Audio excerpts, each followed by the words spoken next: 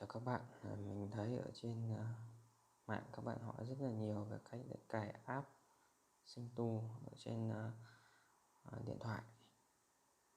Thì có một số bạn là không cài được, hoặc là một số bạn thì báo là cài thì bị lỗi. Thì hôm nay mình sẽ hướng dẫn các bạn cài cái app Singtu, cái app của Trung Quốc này để chỉnh sửa ảnh. Đầu tiên thì để cài được một cái app mà không rõ, nó được set vào là không rõ nguồn gốc, thì vì nó cũng không có ở trên xe Play, thì các bạn phải vào cài đặt. Ở đây là đối với là điện thoại Android nhé, máy mình là máy Note 8. Thì các bạn vào phần ứng dụng, ở phần 3 chấm này các bạn vào phần truy cập đặc biệt. Tiếp theo là cho phần cài đặt ứng dụng không xác định này. Ở đây mình sẽ tải cái app này ở trên Google Chrome, nên mình sẽ bật cái phần cho phép cài đặt ứng dụng từ nguồn này. Tiếp theo là các bạn vào ứng dụng Chrome, các bạn gõ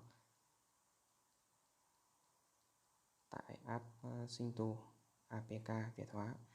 Các bạn nên dùng cái bản Việt hóa này thì sẽ dễ sử dụng hơn vì nó có tiếng Việt. Các bạn vào trang này để tải. Cái phần này thì mình có thể để lại cái link tải ở phần mô tả của video. Các bạn có thể xem ở đấy và tải file về.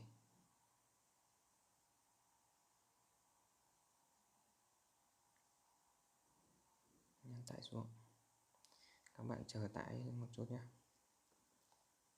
Tải xong cũng khá là nhẹ. Các bạn mở đây, khi mà đã cho phép rồi thì cho phép cài cái ứng dụng không rõ nguồn gốc thì các bạn sẽ nhấn vào phần cài đặt thì mới có cái nút cài đặt nhé.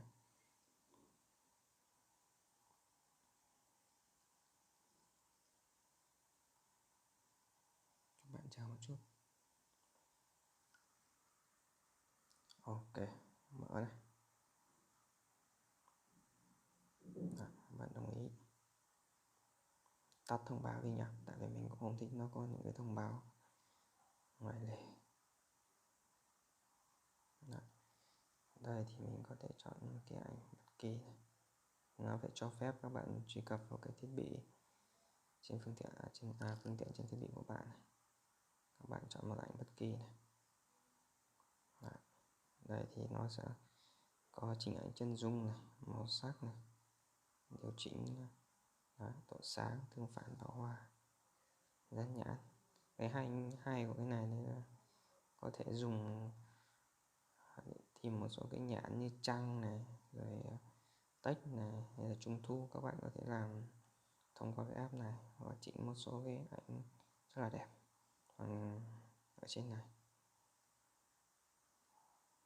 Ok, nếu mà bạn nào mà không cài được hoặc là có vấn đề lỗi gì khi cài thì các bạn để lại câu hỏi vào phần bình luận, mình sẽ giải đáp cho các bạn. Nếu các bạn thấy video hay và ý nghĩa thì các bạn cho mình một like, subscribe. Cảm ơn các bạn.